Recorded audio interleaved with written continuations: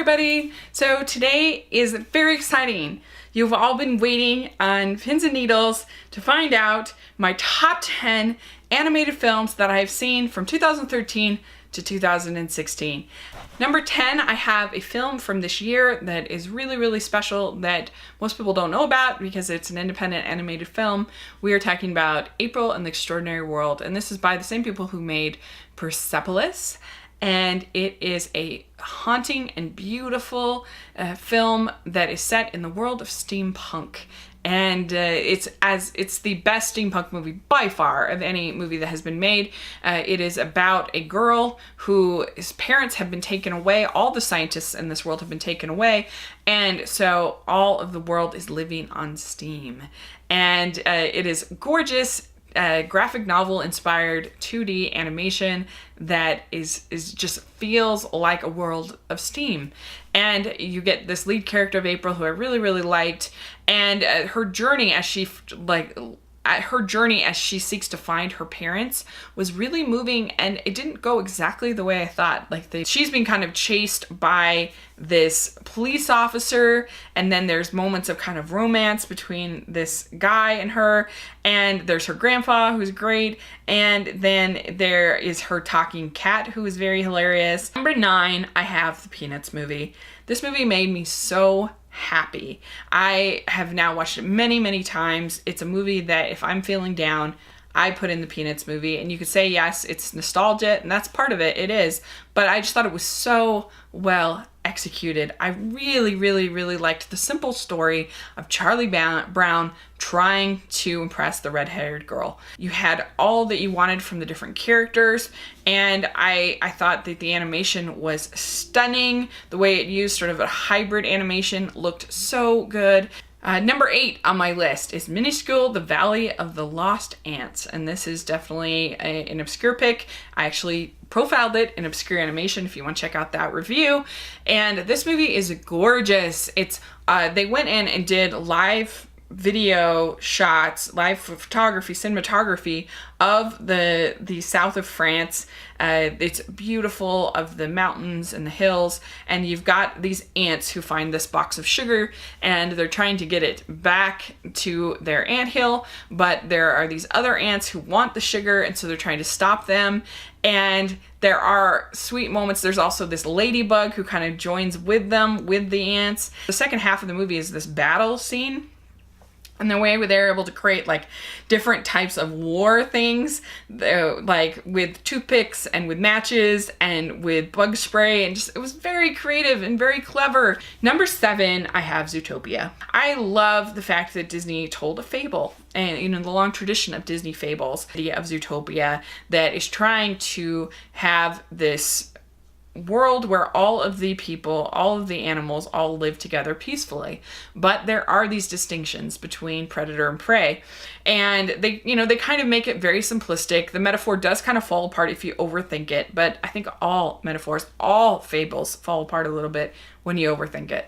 And so it doesn't bother me. And the animation is stunning. I loved the world building. I loved all of Zootopia. I have a review of the art book on my blog if you want to check that out. And it's amazing the amount of detail that went into every sign, every vending machine, every store, everything. It was just so creative. I love all the different worlds. I love the film noir feel. I love the buddy cop elements. I love the relationship between Nick and Judy. Number 6, I have The Wind Rises. And this was the last film from Hayao Miyazaki, the master animator from Japan. And this film I really love because it's about this character who dreams of building airplanes. And he has a lot of challenges. It goes through his whole life, basically. He meets this woman who ends up becoming sickly, and it's just about you see the challenges of World War II, some other things, and it's just about the power of a dream to get us through both the good times and the bad times of life. And I love the romance. I think it's so beautifully done. The sound editing, the sound mixing is gorgeous. It makes you feel like you were there. It feels, I think if people don't like anime, this would be one that I would suggest that they watch, because it really feels, I think, almost like live action at certain points. It feels so real. And this doesn't really have much fantasy elements. It's more just about these characters. Unlike, it's just a sense of a master animator kind of saying goodbye and talking about the way that his life of dreams has kept him through his life. Number 5, I have Frozen. Yes, all you Frozen haters. I love Frozen. I don't care what anyone else says. I think it's great. I love following the 2 princesses on their journey as they are sisters. I really related to it because I have 3 sisters and we're all really different. And the way that Anna can't really relate to her sister, I really related to her. I really related to Elsa and her feeling like she can't be who she really is. I love the music, I like the animation. I just think it's super entertaining. Number 4, I have the Lego Movie. And the Lego Movie blew me away.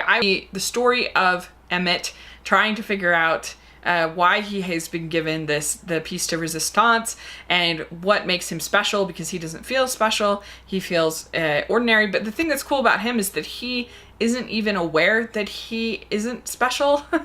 and so, I don't know, there's just a certain innocence to him that I really like. And as he meets these other characters, you of course got Batman, who is hilarious. Will Arnett, so funny. I cannot wait for Lego Batman. It's going to be hilarious.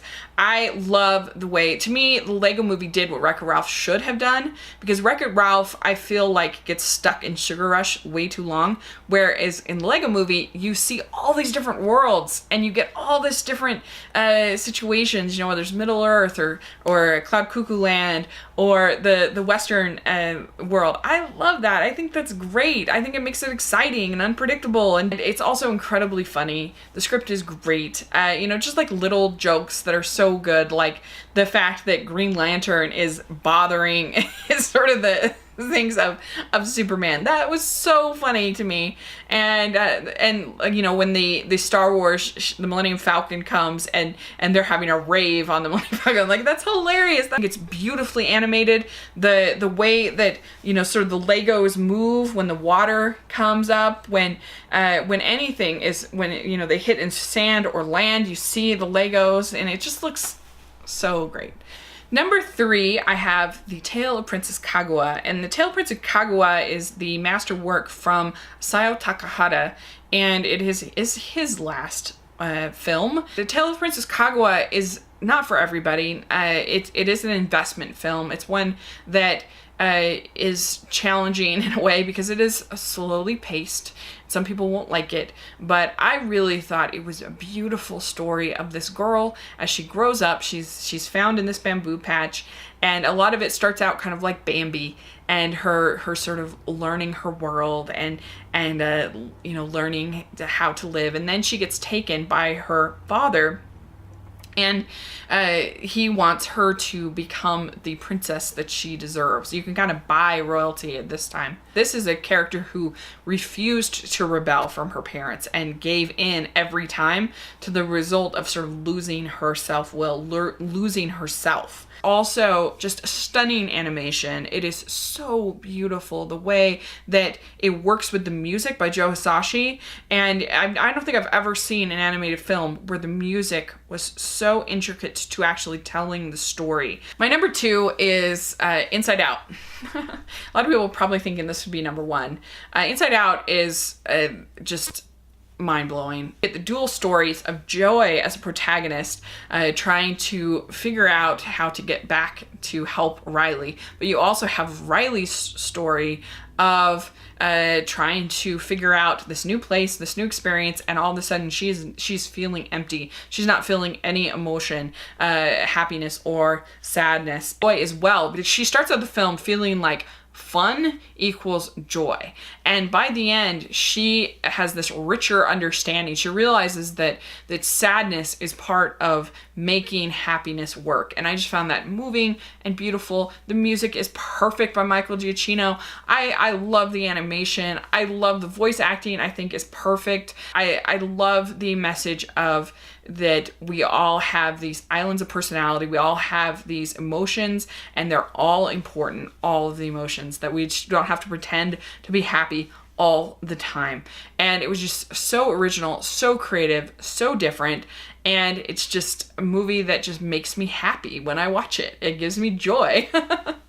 And I really like the humor that you get from anger, the humor that you get from disgust, the humor you get from fear. All of those are great characters. My number one animated film that I have seen from 2013 to 2016 is Song of the Sea. When I first saw Song of the Sea, I literally sat in the theater and just cried for about 15 minutes after I saw it. It hit me on an emotional level that I will honestly never forget. I can't think of another experience I've had at a theater where I was so overcome by emotion. It was not that long after my cousin had died, and her little boy had spoken at her funeral, and he just couldn't understand why this had happened and why his mother had been taken from him. And so to see the journey of Ben as he kind of struggles with some of the same things was really moving to me, and it really touched my heart. As this sister who he kind of resents, and he feels like his sister took his mother from him, which is totally natural and understandable that a child would feel that way about this sister who did kind of take his mother away. And his sisters won't speak. And she is, what he doesn't know is that she is a Selkie, and that his mother is also a Selkie. And so he gets taken away by his grandmother to London and to the city, and he starts to realize that his sister Circe is very sick, and that she needs to be by the ocean because she's part Selkie, is your part seal basically. And so she needs her Selkie suit, and she needs to be part of the ocean. And so she's getting weaker and weaker and weaker. So he ends up leaving the house, and they end up going on this journey. It's exciting, it's moving, it's unexpected, it's wonderful. You get this growth in their relationship as the story goes. I loved the owl witch that you see along the way. There's these other wizards. I think the owl witch's motivation for what she does is really beautiful and different. And the animation is just stunning throughout. I love the music by Bruno Calles, and it's a new Secret of NIMH. And there's a thing at the end, a scene at the end where Ben has to say goodbye to his mother, and he gets this sense of closure, and it always just, even talking about it just moves me so much. It makes me cry. And I just think like, you think about your life, and you wish that you had that opportunity to say goodbye to the. It's a masterpiece. I think it's perfect. I love it. And it's a movie that I could watch again and again and again. And it's been so great as I've recommended it to various family and friends, because it's available on Amazon Prime if you have it. And they have all loved it. And I've been so happy to see that children have really responded to this movie.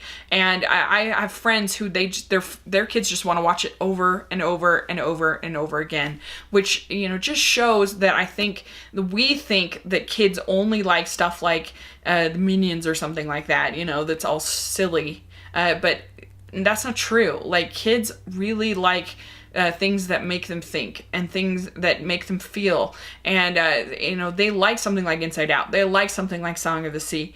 It doesn't have to be stupid just because it's made for kids. And Song of the Sea certainly is made for the whole family to enjoy. And it's just, like I said, an experience I will never forget for seeing that in the theater.